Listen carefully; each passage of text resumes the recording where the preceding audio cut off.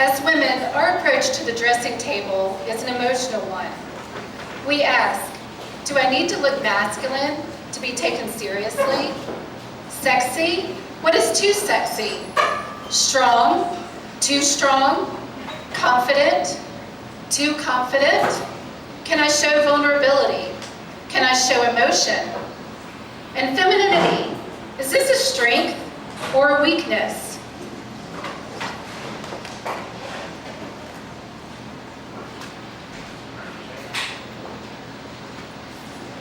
Caroline Rust. I plunged into the water.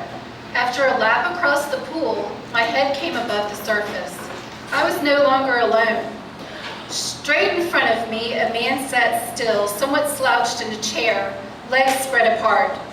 Gawking at me was his manhood. I was innocent, but what had my body done? It placed me in a situation in which I was vulnerable, and that man took my power. From then on, my suspicions sparked. My relationship with my body required constant care and attention. Since the age of 12, I have had the rounded body of a woman. Still a child, I was forced to acquire the tactics of a woman.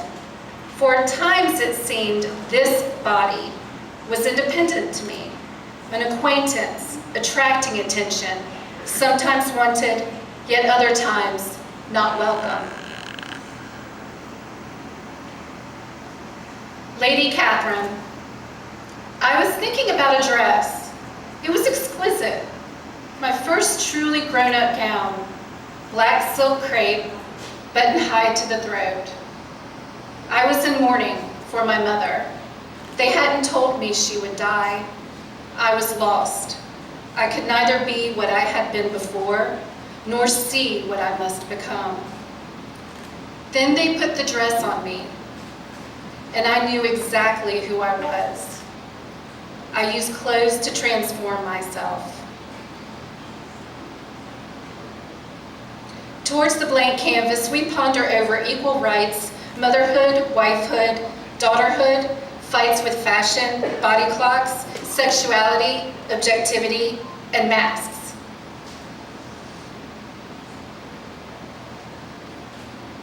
Camille Claudel.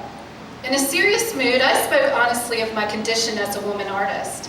In truth, I would prefer to have a more appealing job, which would attract people rather than make them run. If I could still change careers, I would prefer it. I would have done better to buy beautiful dresses and hats that would underline my natural qualities, rather than devote myself to my passion for doubtful constructions. This unfortunate art is not made for a well-endowed woman. I defied the prejudiced society in which I lived in every step I took. My career in sculpture, my determination to sculpt the nude with as much freedom as my male counterparts. As a woman of the 19th century, I came up against the social and artistic limitations imposed upon me.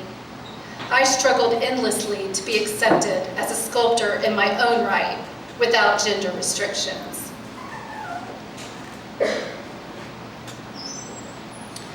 We pause at the dressing table, we think, we realize our self-image can get tied to others' perception of us, blurring the reflection.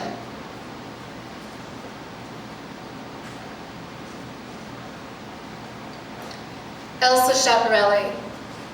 My mother had a habit of drawing unfavorable comparisons between me and my older sister Beatrice, a tall, dark beauty. I suffered from the lasting conviction that I was plain. Just as I would react to adversity by fighting back, always, I now pondered ways of making myself beautiful.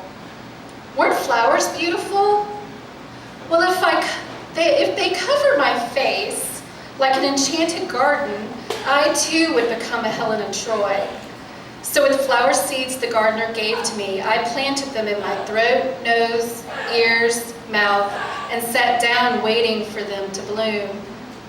I almost suffocated before the doctor put an end to my botanical dream.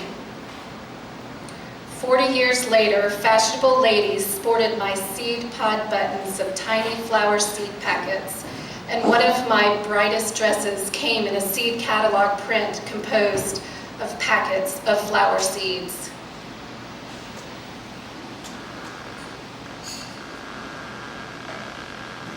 As we consider our appearance, we romanticize over our past lives, our future lives.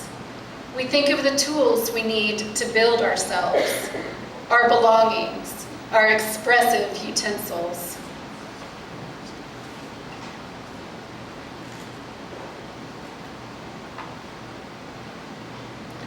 Cameron Watson. I have spent my life in front of a mirror comparing myself to other dancers. There is no freedom there. It wasn't until I turned inward, focusing on the feel of my body moving through space, that I found an artist. My husband once asked me with disdain, when I sat at the dressing table, "Why are you painting your face?" Sometimes painting my face makes me feel cheap, and sometimes I don't recognize the face in the mirror. And sometimes these heels and makeup and baubles make me feel powerful.